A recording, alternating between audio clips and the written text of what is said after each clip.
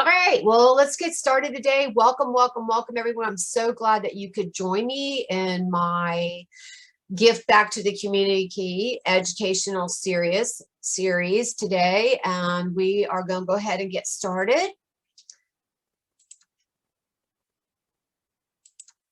First off, if you don't know me, which I think most of you do, my name is Allison Ubanik, and I am the owner of Early Bird Wellness. I am board certified in holistic nutrition. I'm also an Amen Clinics certified brain health professional. I am certified blood chemistry analysis, and I am also certified in cleansing fasting specialist. I am absolutely passionate about teaching how gut health and inflammation influences our brain health. So you're going to see a lot of series coming out this year, either through email or webinars that are going to really focus on this, because it is my belief that gut health is the foundation of all of our health. All right, so to get started, we have to do some quick housekeeping. Just to get that out of the way. And to start, all information contained herein is for educational purposes, and the information is not intended to replace medical care, diagnose, treat, prevent, mitigate, or cure disease. As always, consult with a health professional before attempting any self-help program. If you would please hold your questions until the end, we will have some time for Q&A then. Okay, let's get started. Today's webinar is on food allergies. An allergic reaction to food is an immune system response that begins with the production of an antibody. The antibody then attaches to an antigen, or in this case, an allergen, and signals the immune system to begin an attack.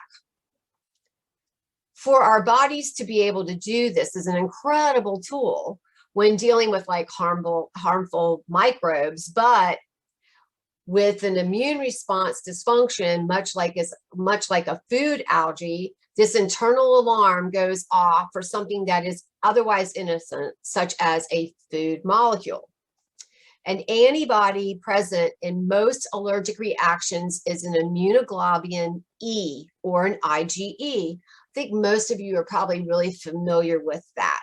When an IgE antibodies are produced, they signal mast cell. And so mast cells are found in like the lining of our skin, our nose, our intestine, our bronchial tubes, and it releases a chemical messenger called histamine. And when the psychological changes occur, such as like dilation of blood cells, a decrease in blood pressure, skin reactions, and the swelling of the mouth and throat.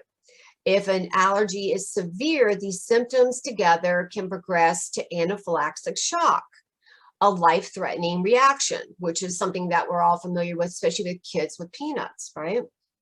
Researchers have estimated that approximately 15 million Americans suffer from at least one food allergy. So that figure, 5.9 million, are children under the age of 18. And unfortunately, these numbers just continue to climb. Allergies, sensitivities, intolerances, oh my. Intolerances and sensitivities to foods are very different from an allergy, but that does not mean that they do not negatively affect your quality of life. In fact, some mild food allergies cause less distress than severe food intolerances. Food intolerances generally occur in response to poor digestion of a specific food, whether it be from intestinal dysfunction or the lack of essential enzymes. Food intolerances are highly unique issues since they can manifest very different between individuals. Common symptoms of food intolerances can range from digestive distress, things like gas, bloating, abdominal cramping, diarrhea, nausea, vomiting, to seemingly unrelated issues like headaches or mucus production or brain fog. While these problems are often not regarded as very severe, they can advance to more serious problems if left unattended.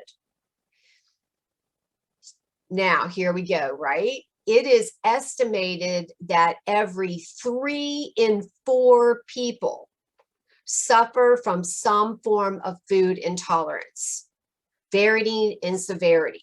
Everything from an entire food group to specific chemicals found in foods that can lead to symptoms, like I just said above, right? Indeed, to be an intolerance.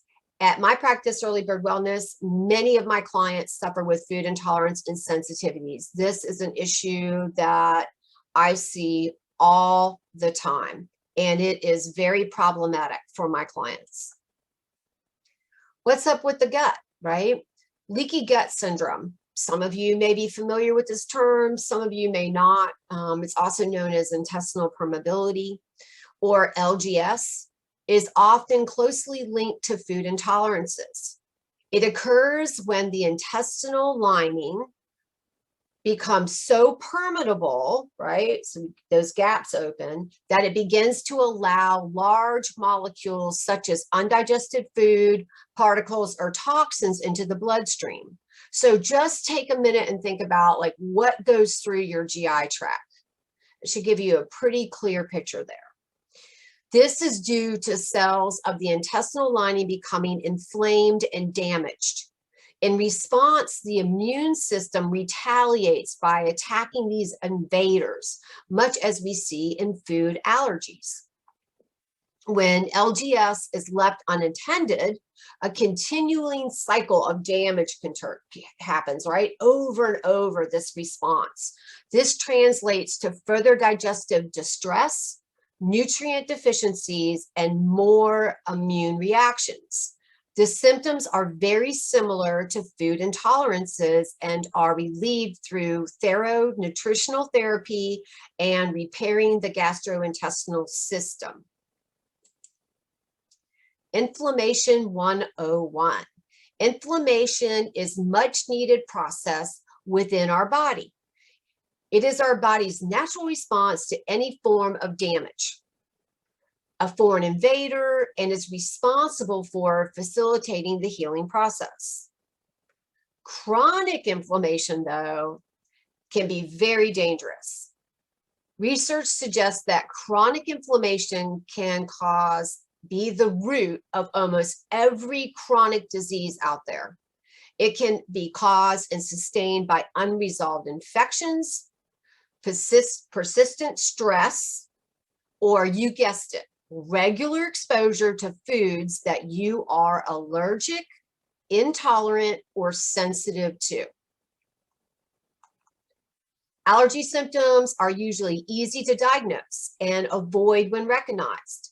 If one chooses to ignore these warning signs, however, they are setting up an attractive environment for inflammation to thrive. Intolerances, on the other hand, they're a little bit harder to identify.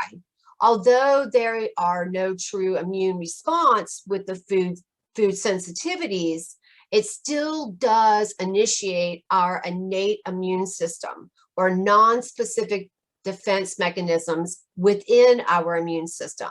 This is our first level of immunity and the beginning of an inflammatory response.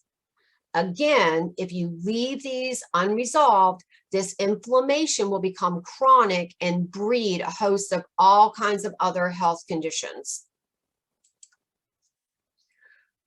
We mentioned some of the common symptoms of food allergies and intolerances, but that short list did not encompass nearly the magnitude of side effects that come from underlying digestive issues.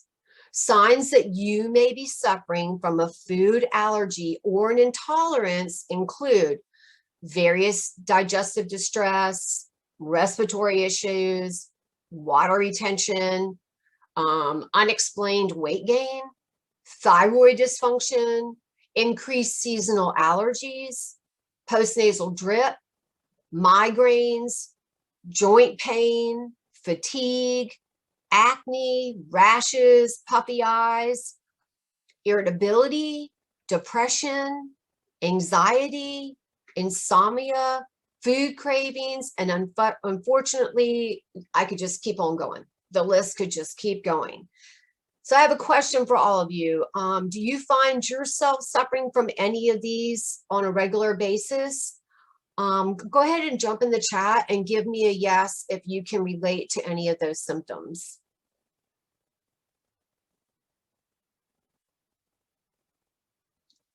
Yeah, I see a lot of this in my practice.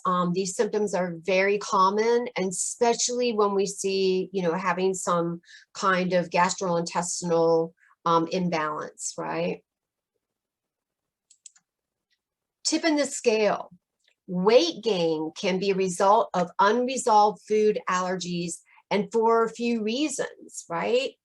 Many of the common allergens include wheat and corn, are found in foods that are also rich in sugar.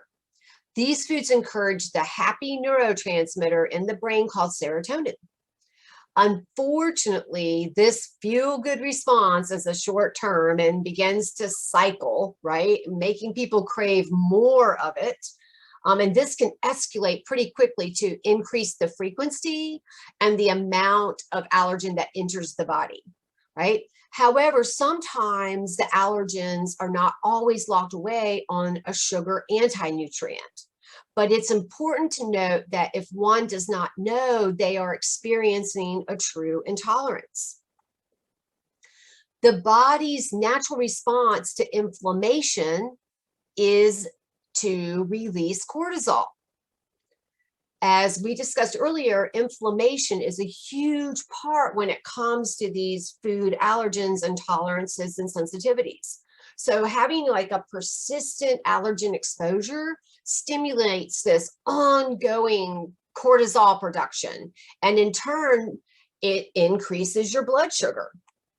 The body adapts to the cortisol influx and the blood sugar excess by producing more insulin. And this can actually lead to fat accumulation in the abdomen area, or worse, you end up developing insulin resistance. Weight gain from food allergies can also be a consequence of insignificant digestive function, right? The inflammation of the GI tract, nutrient deficiencies, metabolic dysfunction are all related to food allergies and complications, and can lead to significant weight gain and further health complications. Other ways that intolerances are connected to weight gain is slowing down the metabolism, increasing storage of calories, water retention, harmful bacterial growth in the gut, right? A decreased overall energy so that you don't even have the energy to do any kind of physical activity can also be another issue. Common culprits. Food allergies and intolerances are different for everyone, but here are a few of the most common food aggravators: gluten, dairy, eggs, corn, soy, peanuts, tree nuts, sesame, fish, shellfish, FODMAP foods, histamines, nitrates, yeast, and many food additives. So what can we do about it? The first line of defense is to adverse food reactions is prevention, right? This means being aware of what's in the food you eat, learning to read labels adequately, and being more conscious consumer overall. Fortunately for us, it is legally required to state what the ingredients are on packaged foods. And most of the common allergens, you may have noticed this down at the bottom now, you'll see them like in a bold print listed so that it's easier to find that. But however, for those less common allergens, you're going to really need to be able to read that label and see if they're there, right? It's best to do your research, begin feeling comfortable reading the labels, and to ensure that you are limiting your exposure to danger these foods possess to you. What I've personally done in the past is if I am looking at a packaged food and I have questions about it and I cannot get my questions clearly answered by reading the package, what I'll do is I will reach out to that manufacturer and I'll just ask a question about that food or that product. And currently to this date, I have never had a manufacturer not get back with me with an answer. So if you can't get the solution by looking at the label, reach out to them. They are really good about getting back. Gluten. Gluten is increasingly becoming a larger issue today society. There are 1.5 million people who are suffering from gluten in one form or another, whether it's from sensitivities, intolerances, or even celiac disease. With gluten-free becoming almost a buzzword, it can be hard to navigate gluten's place in our food system. So let's break it down. There is celiac disease where the body attacks the small intestines when it is exposed to gluten. Whereas non-celiac gluten intolerance is where the immune system attacks the gluten. But what is gluten anyway, right? What is it? Gluten is a general term for a mix of proteins in many grains, such as wheat, barley, rye. Gluten is found in many baked goods and processed foods, even sauces. You can find gluten in personal care products. You really have to look for it if you're taking gluten out of your diet. While medical diagnostic testing is available for those with celiac disease, gluten sensitivity can be a bit harder to diagnose. Later in this presentation, we'll be providing ways to identify potential problems and finally experience some relief from many complications of gluten consumption can cause. The dangers in dairy. There is also a clear difference between lactose intolerant, milk sensitivity, and a true milk allergy, but they can be very easily confused. Lactose intolerance occurs when somebody lacks the enzyme lactase, which is needed to digest the milk sugars, right, which we know as lactose. The undigested lactose is then directed through the digestive system, and eventually it just sits and ferments in the intestines. And then that's when you see like all this GI discomfort happen, like gas, stomach cramps, bloating, diarrhea. It's all caused from that fermentation. Now, a milk allergy is a true food allergy caused by an immune-driven allergic reaction, such as the protein found in milk, such as like whey and casein. It is also possible to develop a sensitivity to these proteins that acts very similar to an allergy. In both situations, there is an excess inflammatory response, which usually delays an increased mucus production, asthma, acne, and digestive issues. This is incredibly important common issue. Here we go again, right? 3 in 4 people unknowingly are intolerant to dairy-containing foods. So let that sink in for a second. 3 out of 4. I cannot hear you all right now, but I know what that noise sounds like because I hear it from my clients, which is like, don't take away my dairy. Don't tell me dairy's bad for me.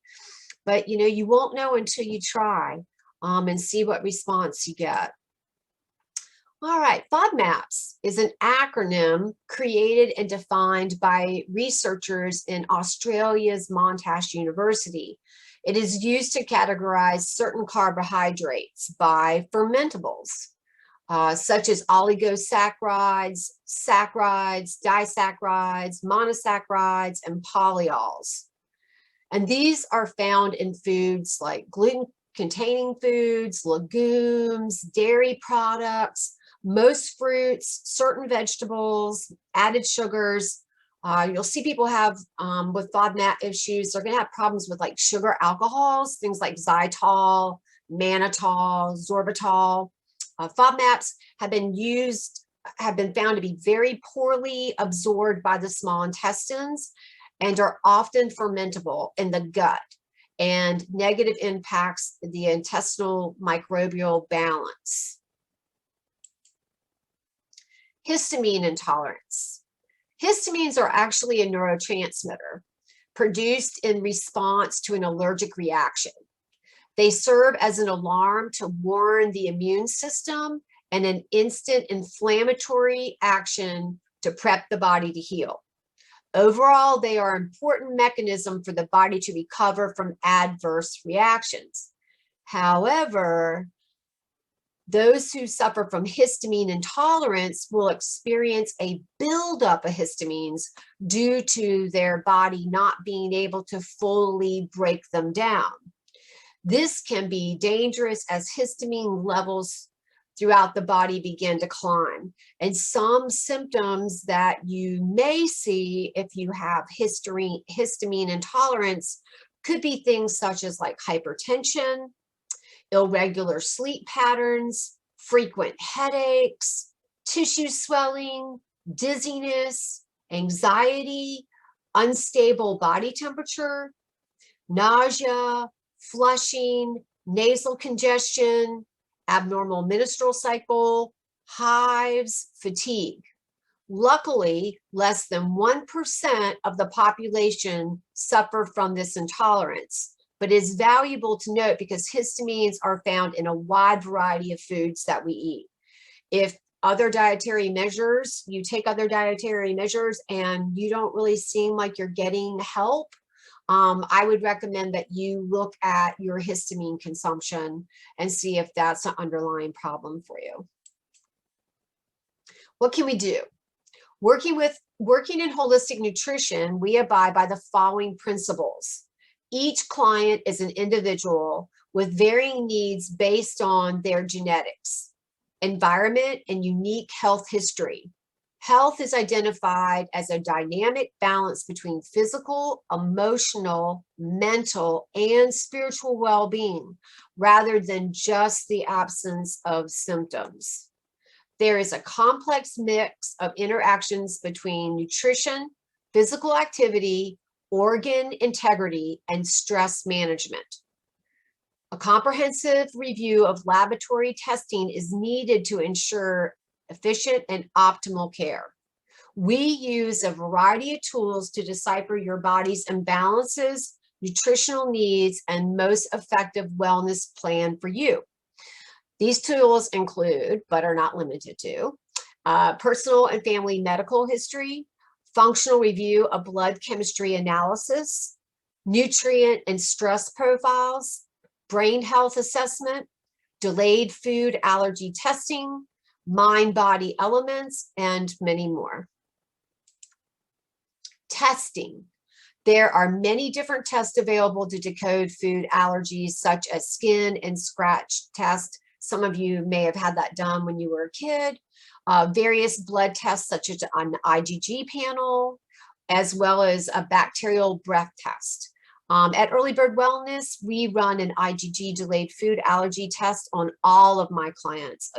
All of our clients, it just comes with our package. It's something that I truly believe in. It's such a simple way to discover all of your intolerances and sensitivities to foods all at one time. Another option to this is to try a comprehensive elimination diet by removing and analyzing your body's reaction to certain foods. The drawback of this is that it is time consuming, and some problematic foods you may notice actually will slip through, right? We still recommend testing to get the full picture, but this diet strategy, it's a great tool at the beginning of the process for you to discover. It gives you the discovery of being able to, work towards your best health, right? Getting on the chat again, Do any of you have past experiences with doing an elimination diet?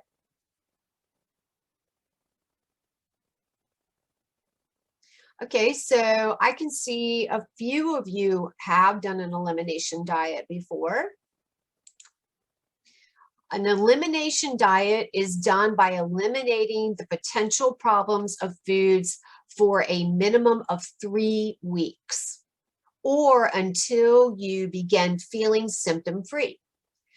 They are then reintroduced into your diet one by one, with a close eye on how each will make you feel. If you begin to bother you again, however, they are taken out again to provide a clean slate, let the body calm down, right? And before you bring in the next food group. We recognize that an elimination diet can be a bit of a process. What to eliminate? The following foods are recommended to remove from your diet during the elimination phase: dairy, gluten, soy, corn, eggs, refined sugar, peanuts, red meat, alcohol, caffeine, hydrogenated oils, packaged or processed foods, and any other food you believe might be a source of discomfort for you. If you are unable to eliminate all these foods at once, it is possible for you to do an elimination diet in a kind of a staggered form. So then you would take out some and then test those and see how your body reacts. The only problem with doing it that way is that it's easy to confuse what foods are making you feel badly from what sugar foods that you may not have eliminated out of your diet yet. So doing that staggered method is doable, but a little more tricky. Hearing the list of foods to eliminate can be a little bit overwhelming at first, right? But don't worry, there are plenty of foods that you can still have during your diet, elimination diet. Unless you have individual concerns or reasons to avoid any of these foods, the following are encouraged to be part of a diet in an elimination phase, okay? So any kind of gluten-free grains, looking at rice or quinoa, amaranth, buckwheat, teff, something like that. Looking at those dairy substitutes like nut milks, any kind of nut milks or rice milk, hemp milk, coconut milk, almond milk. You know, there's so many choices now at the grocery store. Fresh vegetables, everything but the corn, right? Whole fruits, anything that's fresh, frozen, or water packed. Looking for really like clean, lean animal protein, so like wild game or lamb or organic chicken, fresh wild caught fish, beans, most legumes, except for I would take out the soybeans and the peanuts.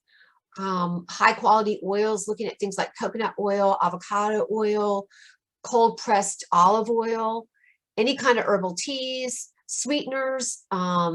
In moderation, I would usually recommend something like honey or stevia.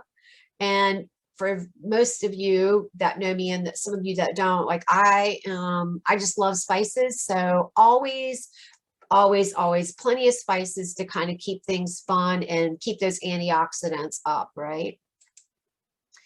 The importance of journaling. Food journaling is an incredible tool for tracking food-related symptoms, right? Because it's so hard, like you think you're going to remember, but then when you go back, you're like, oh, when was that? This goes for any step of your a healing journey, especially throughout an elimination diet. For example, let's say you're at the end of your 3 weeks, right? You're feeling fantastic and you're starting to reintroduce gluten back. We'll use that one. And then all of a sudden, you know, you start noticing like you've got gas, you've got headaches, you're starting to have trouble focusing. You know, that's a really good time to add that in your journal. And especially if it continues for like 2 days, then you're going to want to take that food out and let all those symptoms go away. Everything calm back down before you try to add a different food. And then you're going to do the same thing. So let's say the next food you try to reintroduce is soy. So 2 days go by, you're still feeling great. You'll note that, you know, wow, I'm continuing the process. Soy seemed to be good. And that way you'll be able to go back and measure your reactions to certain foods and investigate what's bothering you. Also, we working in holistic nutrition love to see data. So if you choose to work with us in the future, we can help you navigate through those changes easily as well.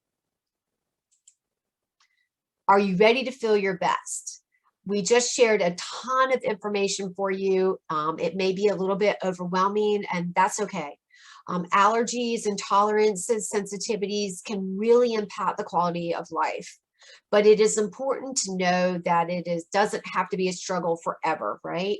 Changing your eating habits and taking control of your health requires a lot of effort, but it is incredibly rewarding, right? When you invest in yourself, and especially your health, the outcome is tenfold, if not more.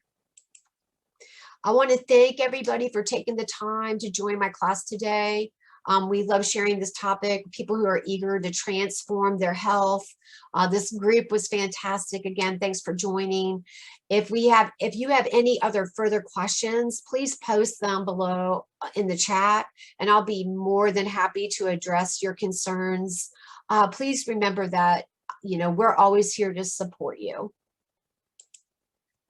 If you are interested in learning more about what we do here to transform the health of our clients, please feel free to reach out. You can book a no-fee health strategy session from our website, earlybirdwellness.com, and that's BYRD. Would love to hear what's going on with you. Stay tuned for more of our Giving Back to the Community educational series. Be on the lookout for email invites. Thank you again for joining today. Health and happiness, everyone.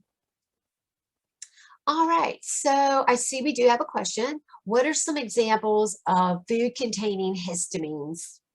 The easiest example that I can give of that is leftovers. All leftovers. The longer a food stays in the refrigerator, the more histamines that will contain.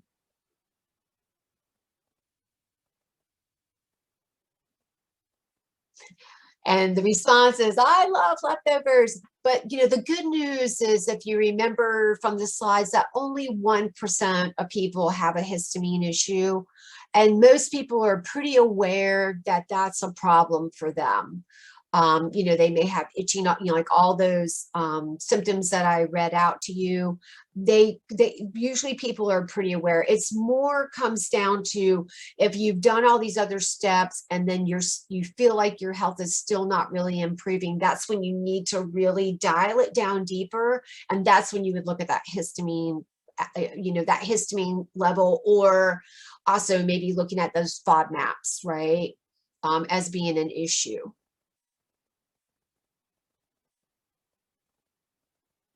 All right, I'll give everybody just a few more minutes to ask some questions, and we'll wrap it up for today.